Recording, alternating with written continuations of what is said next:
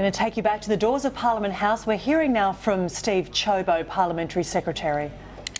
Well, we of course need to repair Labor's debt legacy.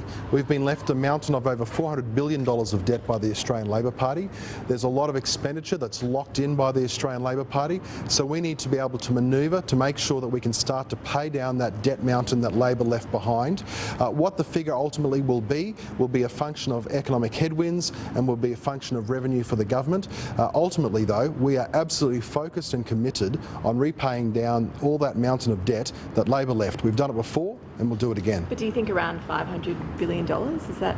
Well, look, initially we asked for the debts limit to be $500 billion. The Labor Party knows, and despite their repeated assertions that there's no evidence of why it needs to be over $400 billion, the simple, inescapable fact is that Labor knows on their own figures and on the tabled minute from the Australian Office of Financial Management that debt was going to reach $430 billion. So Labor needs to stop their lunacy when it comes to economics. They need to stop being the fringe dwellers, and they need to actually make decisions in Australia's national interest. Is the government worried that at least 15,000 documents from Australian spy agencies could be in the hands of Edward Snowden?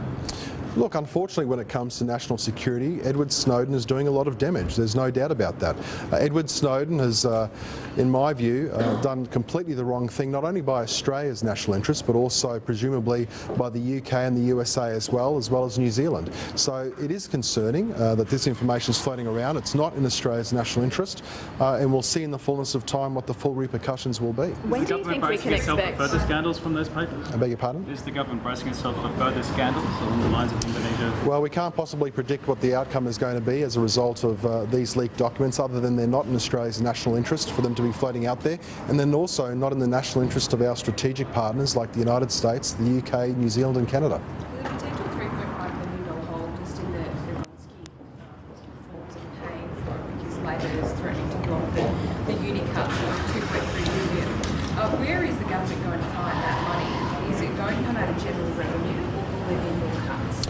Well, look, we can only urge the Australian Labor Party to shape up and frankly stop being economic fringe dwellers, take sensible middle ground. For the Australian Labor Party to oppose their own saving initiatives represents a new low. I mean, it's the kind of gimmick that you would never expect from a major political party, and it just demonstrates that all their problems in government of being high taxing, high spending and more debt now are becoming even worse problems in opposition. When can we expect to see the first detailed statement to Parliament on debt? Well, we've indicated in our agreement with the Greens that we will have an economic statement in the mid-year economic forecast, in the budget and in PFO. I'd anticipate, and every time that we breach $50 billion, so I'd anticipate that probably the first one will be coming out with the budget. All right, thanks all. Steven Ciobo there at the doors of Parliament House in Canberra.